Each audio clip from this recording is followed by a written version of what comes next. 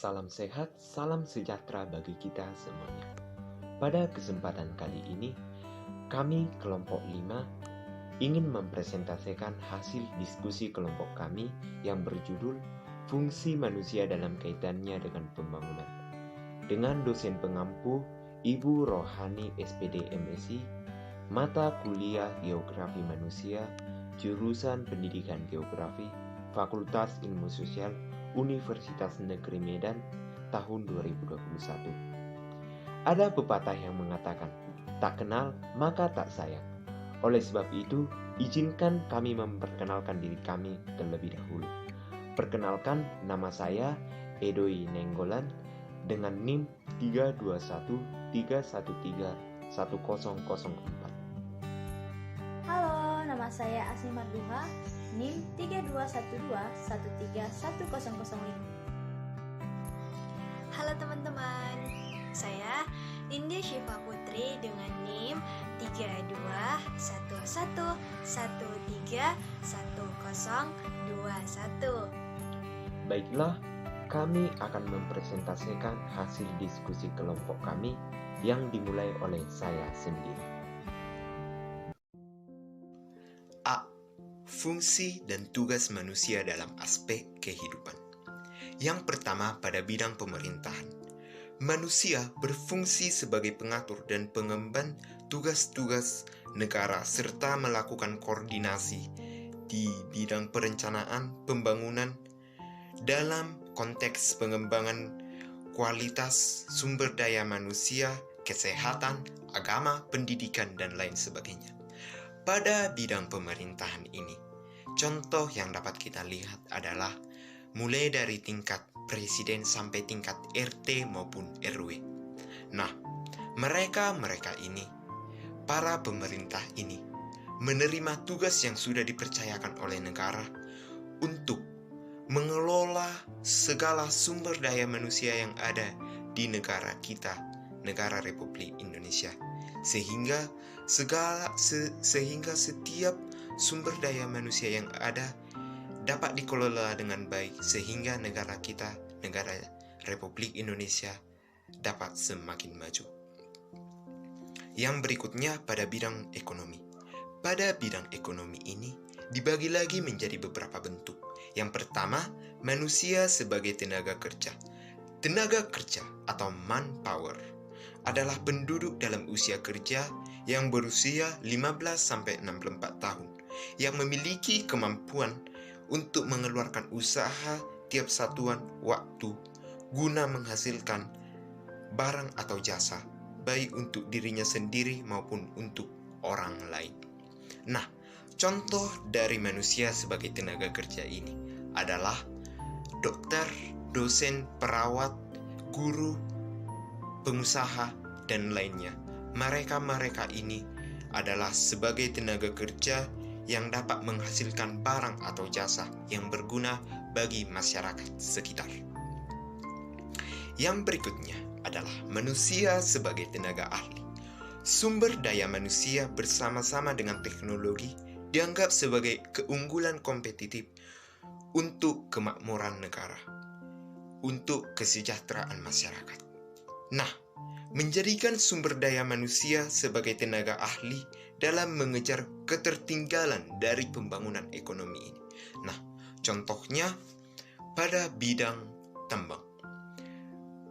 Perusahaan tambang ini menerima atau merekrut pegawai-pegawai yang ahli dalam bidangnya. Contohnya ahli dalam bidang teknik.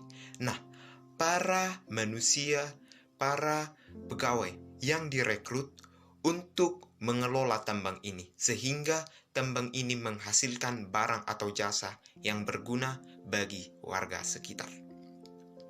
Yang berikutnya, manusia sebagai pimpinan perusahaan. Tuhan menempatkan pada penciptaan yang lebih tinggi dari ciptaan-ciptaan lainnya, yaitu menempatkan manusia sebagai khalifah atau pemimpin di muka bumi. Kepemimpinan adalah suatu proses di mana orang-orang tertentu mempengaruhi tindakan, sikap, dan nilai-nilai orang lain dengan sukarela, antusias, dan dedikasi yang tinggi. Nah, sebagai pimpinan perusahaan ini, dapat kita lihat sebagai contoh kepala sekolah. Kepala sekolah ini mengelola sekolah, merangkul setiap tenaga pendidik yang diajak untuk bekerja sama untuk mendidik para siswa.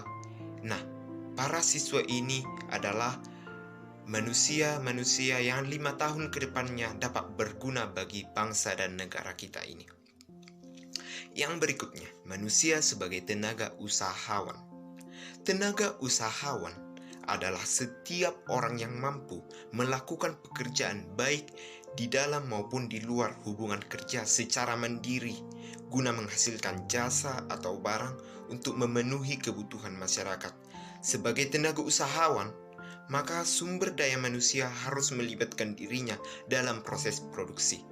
Nah, contohnya adalah saya sendiri. Saya sendiri contohnya membuka perusahaan. Perusahaan ini saya kelola dengan baik dan saya merekrut berbagai sumber daya manusia yang ada di sekitar saya yang saya ajak untuk bekerja sama, untuk bersama-sama mengelola perusahaan yang saya dirikan. Nah, yang selanjutnya, manusia dalam menciptakan dan mengembangkan iptek. Apa itu iptek? Iptek adalah segala sesuatu yang diketahui mengenai pengetahuan suatu bidang yang disusun secara sistematis yang digunakan untuk menerangkan gejala-gejala tertentu di berbagai bidang dengan menggunakan teknik atau metode dalam produksi barang dan jasa atau teknologi-teknologi yang ada. Nah, contoh yang dapat kita lihat adalah seperti situasi saat ini. COVID-19 belum berlalu. Oleh sebab itu, kita tidak diperbolehkan untuk melakukan kuliah secara tatap muka.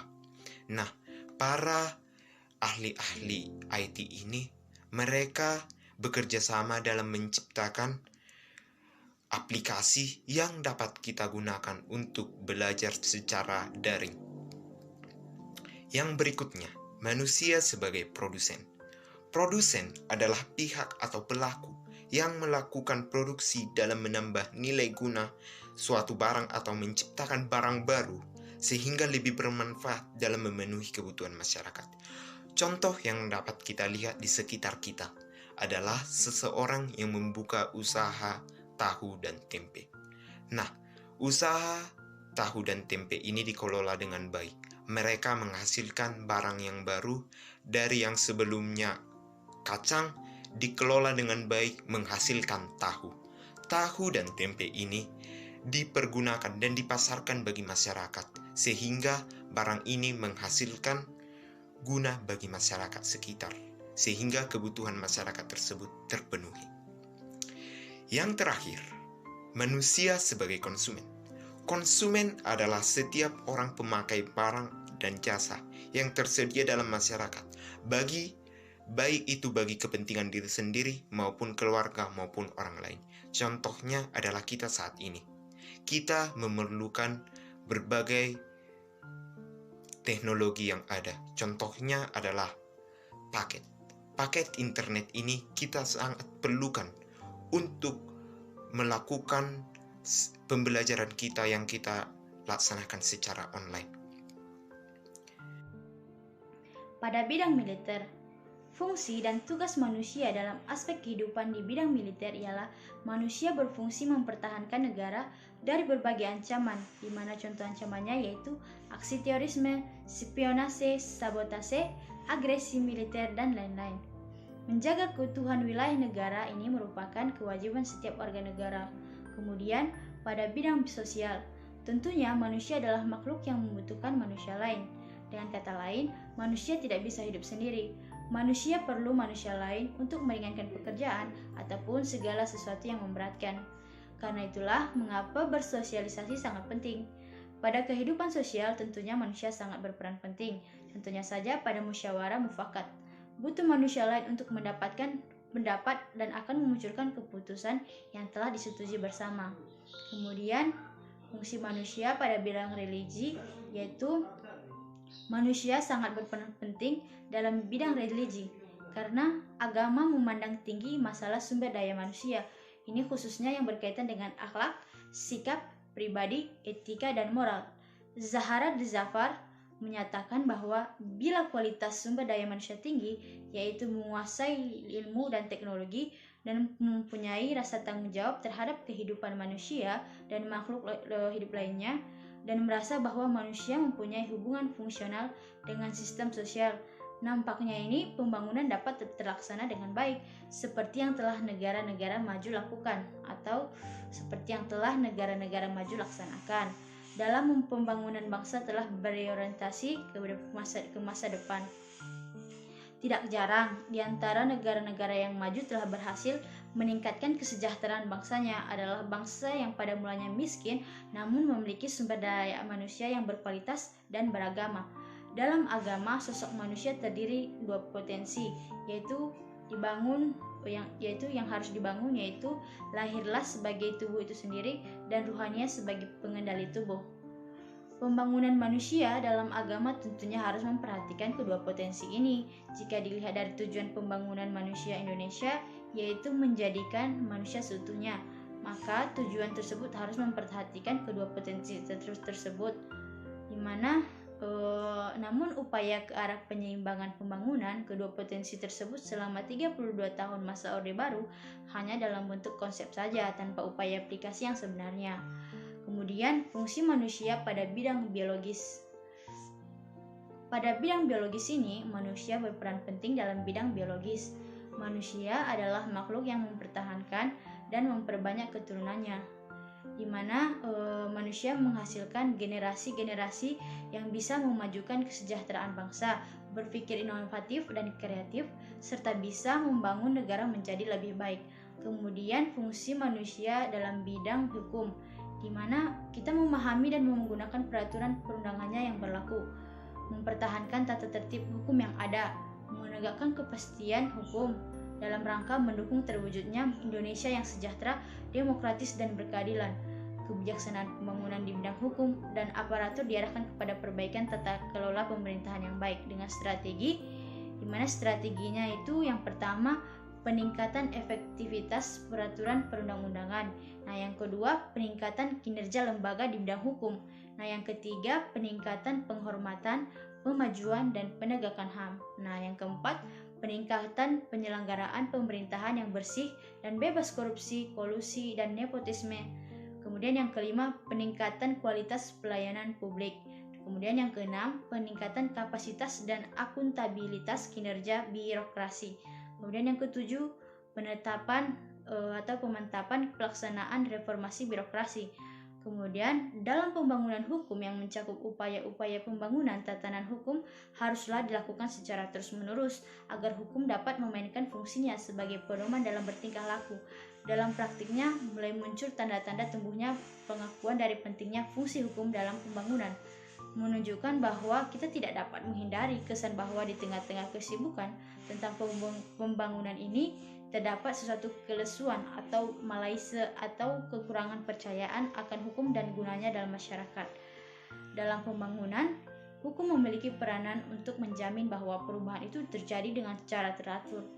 Ketertiban merupakan tujuan pokok dari hukum itu sendiri. Kebutuhan terhadap ketertiban ini adalah syarat pokok bagi adanya masyarakat yang teratur.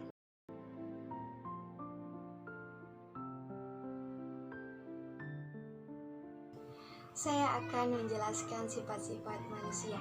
Sifat-sifat manusia bisa digolongkan menjadi 3, yaitu yang pertama, manusia sebagai perusak, yang kedua, manusia sebagai pencipta pembangunan, dan yang ketiga, manusia sebagai pemelihara. Saya akan menjelaskan satu-satu apa itu sifat-sifat manusia. Yang pertama, manusia sebagai perusak. Bisa dikatakan bahwa manusia yang hidup di bumi ini sejatinya malah manusia itu sendiri yang merusaknya. Banyak penebangan hutan demi kepentingan manusia itu sendiri. Mereka tidak berpikir bahwa hutan adalah penghasil oksigen. Jika hutan terus ditebangi secara liar, akan habis hutan kita yang ada di Indonesia. Hal itu juga berdampak buruk untuk dunia karena hutan di Indonesia merupakan paru-paru dunia yang luasnya hingga mencapai 40,8 juta hektar. Menjaga lingkungan adalah tugas kita sebagai manusia yang tinggal di bumi, karena kita pun membutuhkan apa yang dihasilkan oleh bumi. Oleh sebab itu, kita harus menjaga lingkungan dengan sebaik-baiknya. Yang kedua, manusia sebagai pencipta dalam pembangunan. Manusia dilahirkan sebagai makhluk hidup yang paling sempurna karena manusia diberikan akal, sehingga dengan akalnya manusia dapat memenuhi segala macam kebutuhan hidupnya. Kebutuhan hidup manusia tidak akan pernah terhenti. Hal ini menuntut manusia untuk selalu terus berpikir bagaimana caranya memenuhi kebutuhan hidupnya. Tujuan memenuhi kebutuhan hidup inilah akhirnya melahirkan berbagai cipta dan karya manusia atau yang kita kenal dengan kebudayaan. Jadi, pada dasarnya manusia menciptakan kebudayaan adalah untuk memenuhi kebutuhan hidupnya. Karena itu manusia disebut dengan pencipta kebudayaan. Bahkan tanpa disadari atau tidak, kadangkala manusia itu sendiri yang merusak kebudayaan yang telah diciptakannya. Hasil cipta karya manusia antara lain melahirkan teknologi-teknologi yang mempunyai kegunaan utama untuk membantu dan meringankan pekerjaan manusia. Contohnya seperti adanya handphone saat ini. Pada zaman dahulu, jika ingin berkabar dengan teman, saudara, keluarga, kita harus menggunakan surat dan mengantarkannya ke kantor pos. Tapi sekarang tinggal lewat pesan, tinggal ketik, langsung sampai kepada penerima. Hal itulah contohnya hasil cipta karya manusia, yaitu teknologi. Sehingga semakin hari pemikiran manusia semakin berkembang dan masyarakat semakin kompleks. Kemudian lahirlah taraf kebudayaannya lebih tinggi. Hasil karya tersebut yaitu teknologi yang memberikan keringanan dan memberikan ilmu yang luas untuk memanfaatkan hasil alam, bahkan menguasai alam. Yang ketiga yaitu manusia sebagai pemelihara. Kehidupan manusia sangat bergantung kepada alam sekitarnya. Alam sekitar yang dimaksud yaitu seperti air, udara, tanah, dan energi. Sumber energi tersebut ada yang digantikan dan ada yang tidak dapat digantikan, alias akan habis terpakai. Bila alam kita terganggu atau energi kita yang kita perlukan menjadi kurang didapat, apa yang harus kita lakukan? Di dunia ini manusia adalah makhluk satu-satunya komunitas yang dapat aktif berperan dalam menjaga dan merawat alam semesta agar dapat tetap tersedia bagi anak cucu kita kelak. Manusia menjadi khalifah di bumi berarti manusia memperoleh amanah untuk mewujudkan kemakmuran di muka bumi. Kekuasaan yang diberikan kepada manusia bersifat kreatif dan inovatif yang memungkinkan dirinya mengolah serta mendayagunakan apa yang ada di muka bumi untuk kepentingan hidupnya sesuai dengan ketentuan-ketentuan yang telah ditetapkannya. Manusia dapat menjalankan tanggung jawabnya dengan baik. Tuhan mengajarkan kepada manusia kebenaran dalam segala ciptaannya melalui pemahaman serta penguasaan terhadap hukum-hukum yang terkandung dalam ciptaannya. Manusia dapat menyusun konsep-konsep serta melakukan rekayasa membentuk sesuatu yang baru dalam kebudayaan. Manusia berkewajiban mengolah dan menjaga potensi alam untuk memenuhi kebutuhan hidupnya.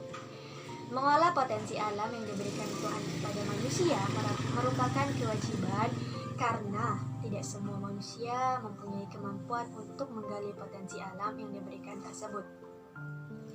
Untuk itu, apabila manusia melakukan pemanfaatan untuk potensi alam untuk memenuhi kebutuhan hidupnya, berarti manusia telah menjalankan kewajibannya dengan baik. Tapi jika manusia hanya melakukan kerusakan di bumi, maka manusia meragukan fungsi manusia terhadap alamnya. Bagian C adalah gejala akibat. Dalam pengertian geografi sosial, yang dimaksud dengan gejala akibat adalah suatu perwujudan geografi yang ditimbulkan dari hasil hubungan antara manusia dengan lingkungan alam. Gejala akibat merupakan suatu rangkaian peristiwa satu sama lain yang menerangkan di dalamnya unsur-unsur kausalitas. D. Contoh dari gejala akibat. Yang pertama itu gejala akibat bersifat sosial geografis. Transmigrasi di Indonesia merupakan gejala akibat yang mencerminkan adanya hubungan antara lingkungan alam dan penduduk. Menjadi transmigrasi merupakan perwujudan sosial geografis yang ditimbulkan dari hasil hubungan dengan lingkungan. Nah, contohnya adalah di negara kita ini banyak masyarakat yang melakukan transmigrasi. Nah, transmigrasi ini ditimbulkan dari hasil hubungan manusia dengan lingkungan itu sendiri. Nomor 2, gejala akibat bersifat sosial, ekonomi geografis. Timbulnya industri di daerah agraris karena kemajuan di bidang pendidikan dan kebudayaan mengakibatkan perubahan fungsi seseorang, yaitu perubahan dalam satu jenis mata pencarian dari seorang petani, misalnya menjadi seorang buruh atau pengusaha pabrik dalam kehidupan sosial dan kehidupan ekonomi. 3. Gejala akibat bersifat fisiografis, di mana perubahan dalam natulens atau bertentangan alam yang dapat merubah kegiatan ekonomi atau mata pencarian penduduk. Contohnya, yang pertama transmigrasi penduduk antar pulau, kemudian perubahan bentang alam. Kemudian yang ketiga, perkembangan industri karena penemuan sumber daya alam baru. Kemudian yang keempat, pertumbuhan koperasi serba usaha di berbagai wilayah. Kemudian yang kelima, iklim mempengaruhi jenis kegiatan ekonomi. Kemudian yang keempat, gejala akibat bersifat klimatologis, di mana gejala ini merupakan perubahan iklim yang dapat mempengaruhi cara dan bentuk penyesuaian atau kegiatan ekonomi penduduk.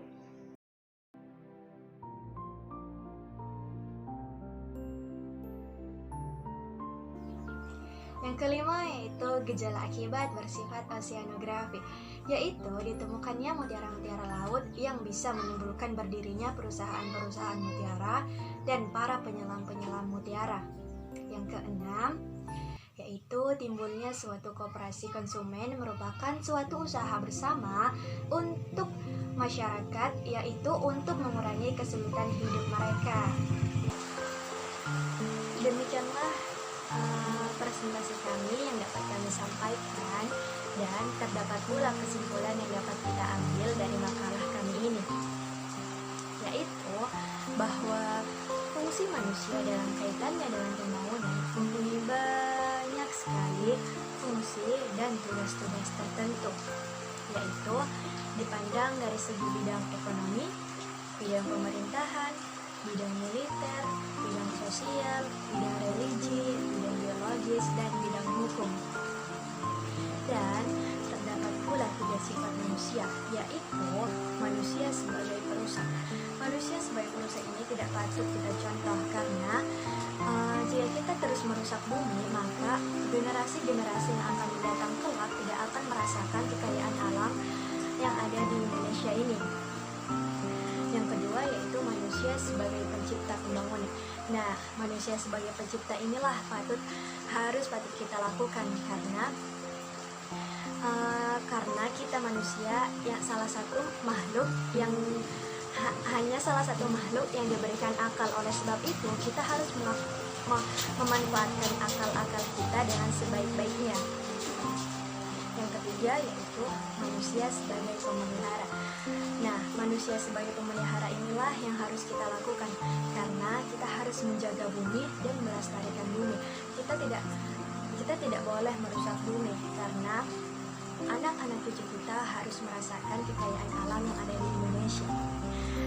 Terdapat pula gejala akibat, yaitu gejala akibat yang bersifat sosial ekonomis, gejala akibat yang bersifat fisiografis, gejala akibat yang bersifat klimatologis, gejala akibat yang bersifat oceanografis, dan gejala akibat yang bersifat sosiologis ekonomis. Demikianlah presentasi yang dapat kami susun ini. Kita kita sebagai mahasiswa harus mengembangkan pemahaman-pemahaman dan mempelajari hubungan manusia dengan alam sekitarnya. Kami sangat menyadari bahwa presentasi kami ini masih banyak kekurangannya. Nah, maka dari itu kami sangat membutuhkan saran dan kritik yang dapat membangun demi perbaikan presentasi ini. Lebih dan kurang saya akhiri. Lebih dan kurang kami mohon maaf kepada Tuhan